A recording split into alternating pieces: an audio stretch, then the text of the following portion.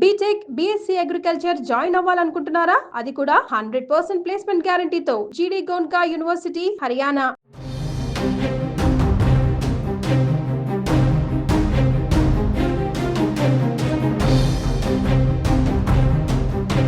తల్లికి వందనం పథకంలో భాగంగా ఏపీ ప్రభుత్వం తల్లుల ఖాతాల్లో 15,000 వేసేందుకు కసరత్తు ముమ్మరం చేసింది. ఈ నెలలోనే పథకం అమలుకు నిర్ణయించింది. ఈ మేరకు లబ్ధిదారుల ఫైనల్ లిస్టుపై కసరత్తు కొనసాగుతోంది. పాఠశాల విద్యాశాఖ నుంచి తీసుకున్న వివరాలతో పాటుగా గ్రామ, వార్డు సచివాలయాల వద్ద ఉన్న డేటాను లింకప్ చేసి ఫైనల్ లిస్ట్ ని ఖరారు చేయనున్నారు. ఈ మేరకు విద్యాశాఖ, సచివాలయ సిబ్బంది ఉమ్మడి సమావేశాలు కొనసాగుతున్నాయి. ఫైనల్ లిస్ట్ ఖరారు తర్వాత అర్హుల వివరాలు, పథకం అమలు తేదీ అఫీషియల్ గా అనౌన్స్ చేస్తారు.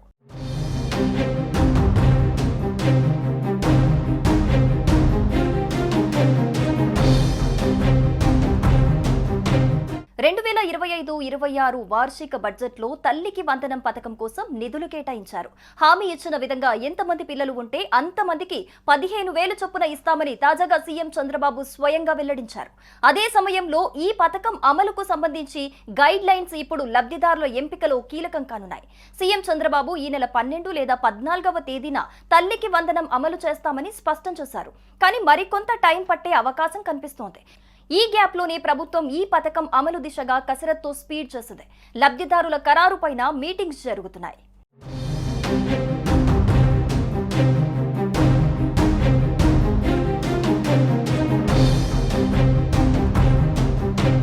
ఈ నెల 12వ తేదీకి ఏపీలో కూటమి ప్రభుత్వం ఏర్పడి ఏడాది పూర్తవుతుంది.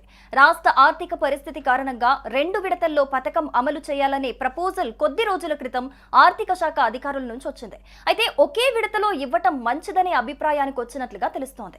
ఇప్పటికే ఈ పథకం అమలుకు సంబంధించిన లబ్ధిదారుల సంఖ్య కావాల్సిన నిధులపైన ఒక అంచనాకొచ్చారు. 2025-26 బడ్జెట్లో 9,407 కోట్లు ఈ పథకానికి కేటాయింపులు చేశారు. ప్రాథమికంగా ఈ పథకానికి 69.16 లక్షల మంది అర్హులుగా విద్యాశాఖ తేల్చినట్లు చెబుతున్నారు. ఇదే టైంలో గత ప్రభుత్వం పెట్టిన 75% హాజరు నిబంధన కొనసాగనుందని సమాచారం. ఇక విద్యాశాఖ, వార్డు సచివాలయ డేటాకు అనుగుణంగా లబ్ధిదారుల ఫైనల్ లిస్ట్ ఖరారు చేయనున్నారు.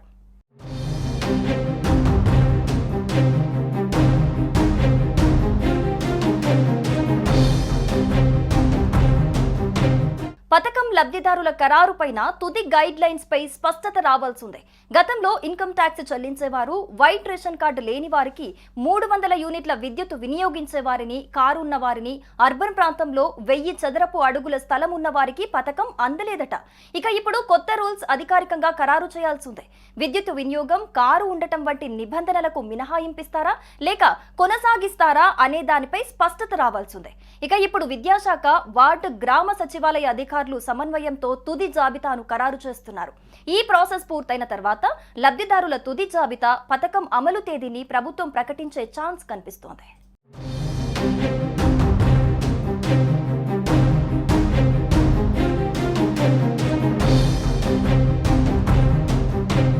సుమన్ టీవీలో మీ పర్సనల్ అండ్ బిజినెస్ ప్రమోషన్స్ కోసం కింది నెంబర్కి కాంటాక్ట్ చేయండి.